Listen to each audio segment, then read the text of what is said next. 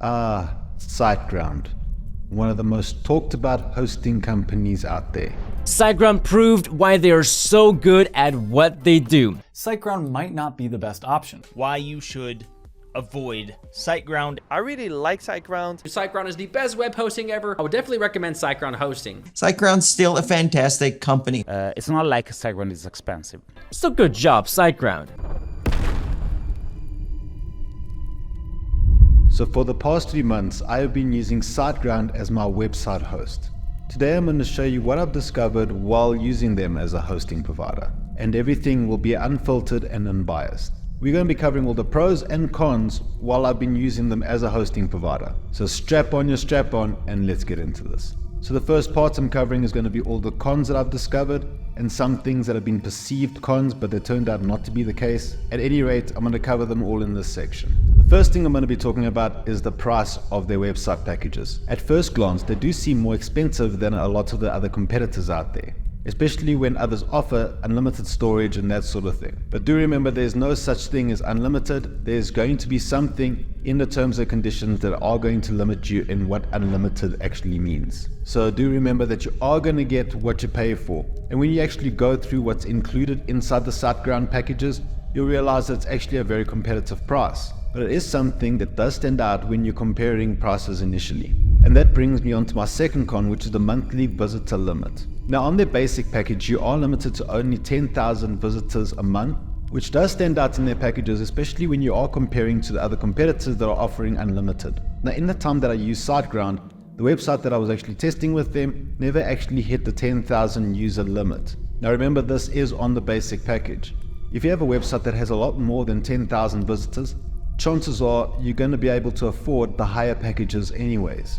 But it is something that I initially thought there was going to be an issue, but then it turned out it wasn't actually the case. At any rate, I'm still keeping it as a con because it is one of those things that stand out when you're comparing to other hosts. Now speaking of comparing with other hosts, this is going to bring up point number 3 as a con, and that's going to be the storage space. Now on the basic package, you're limited to 10 gigs SSD storage, which isn't actually a problem coming from a website developer standpoint, because I know that most websites are anywhere between 250 and a gig in size.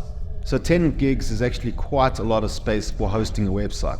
If you are worried about the storage space, let me put that into perspective for you. That 10 gigs is equivalent to over 5,000 full res images on your website. Now of course you have to remember, when developing your website, you are never going to use high-res images because that's going to slow down your website pages. Now having over 5,000 of those full-res images is something you're never going to actually do unless you're actually selling them. But in that case, if you are going to be doing that sort of thing, then you most probably can afford the higher packages. If you're someone that writes a lot of blogs, that 10 gigs SSD storage is equivalent to writing almost 2.5 million pages of text. So you don't have to worry about the SSD storage, but I do know that a lot of beginners are going to be looking at that and think that's going to be a limiting factor when comparing to other hosts. Which brings me to point, and that is the console that SiteGround uses.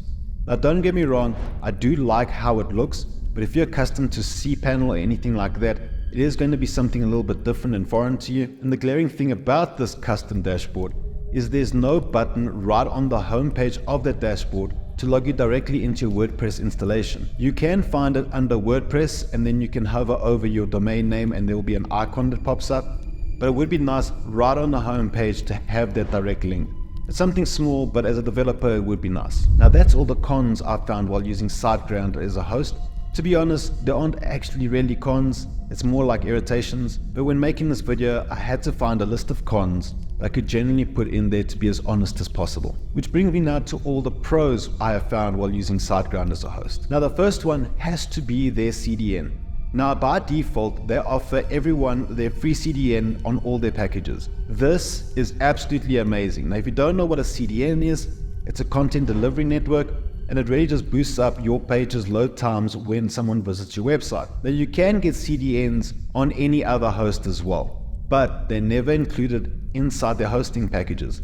This is something that you normally have to go and buy from a third party like Cloudflare, and does get pretty expensive pretty quickly, and it'll definitely be beyond what SiteGround is charging you for your entire website package. So having this included is an absolute must. I do love that point about their packages, and it actually was the whole main reason why I actually gave them a try in the first place. The next pro point that I have to say, it is something as a developer, is that I love how they actually went and changed the whole back end of WordPress. They didn't do that much, but what they did was actually really enhance the whole look and feel of WordPress in the back end. As a developer, it's very old and outdated and not much has changed, and SiteGround actually took the trouble to actually make it a lot more modern and sleek. It's very small, and SiteGround didn't have to do this, but it is a very nice touch when actually using their packages. Something that I love a lot about that new design is the fact that they have a whole list of tutorials that beginners can use in case they ever get stuck with something, and it'll actually show them how to fix it. Hey SiteGround, I noticed none of my videos were in those list of tutorials, so maybe I should chalk that up to a con. Which brings me to point number 3, and this one was amazing. It's their tech support. SiteGround's tech support is absolutely amazing. Now again, you have to understand where I come from.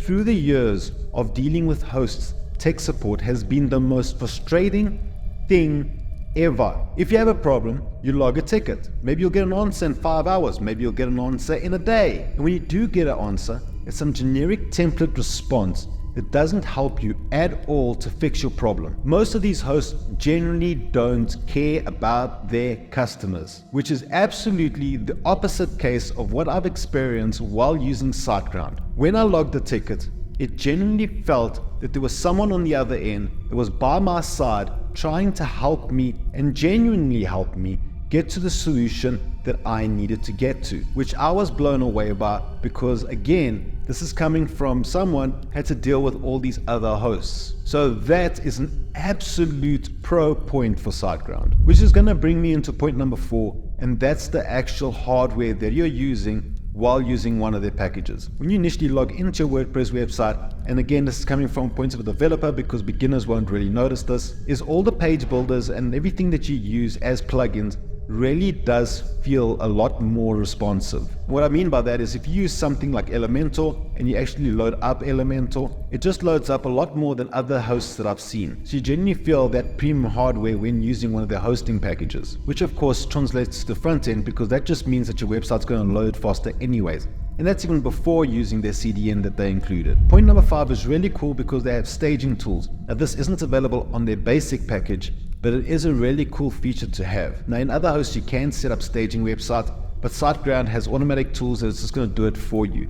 So you can go and test out a whole bunch of functionality and anything else that you want before actually populating into your live site. Now SiteGround's tools are pretty cool and they just automate the whole tedious process of actually moving it to live, which you can't do with other hosts. Which now brings me to point number 6. Now they have this thing called an optimization plugin that they have custom built for you. Now I think this is actually quite nice, and I am going to chalk this up to a pro because it does a lot of the optimizations for you. Now you can use third-party plugins, but SiteGround includes this in their packages anyway, so why not use it, right? Now the optimization plugin does images, it compresses CSS and Java and all that other good stuff that you really need in your website, which I thought was pretty cool, especially for beginners. Now speaking of their servers, it's going to bring me to the next point, and that's their website security. Their website security is on an enterprise level, which is something you don't really get with other hosts. I'm not saying that the other hosts have very bad security, but it does not compare to the SiteGround one. So you're definitely not going to get brute force attacked easily or any other type of hacker attacks, which you can achieve with other plugins like WordFence, which is something you'd have to use in other hosts, but you don't need it as badly while using SiteGround. I still recommend you use it, but the SiteGround security is pretty robust. And then the final most impressive pro point that I found with SiteGround was their after sales. With other hosts, the only time you ever hear from them is if they want to upsell you something or say that there's a problem and that you must go fix it. I never had those with SiteGround. I actually got emails with my analytics on my website every month already delivered for me. I never had to check Google Console or analytics or anything else like that. It was already mailed to me. There's a really cool feature that I liked and I thought that was quite a pro point. As well as they used to email a whole bunch of ways that you can improve your website, and they had tutorials listed on how to achieve that. So things like image optimizations, SEO tips and tricks, and as well as how to craft your website sales funnel to the optimal point that it can be.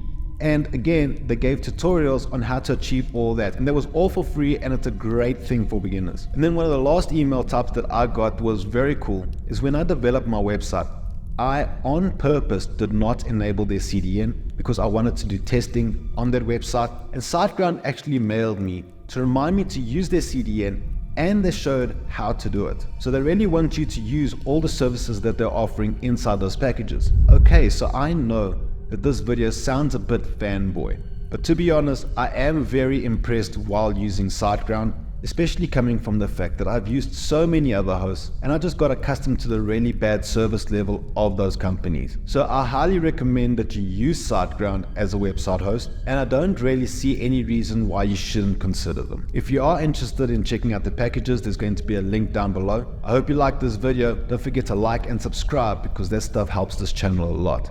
And I'll see you in the next one. Cheers.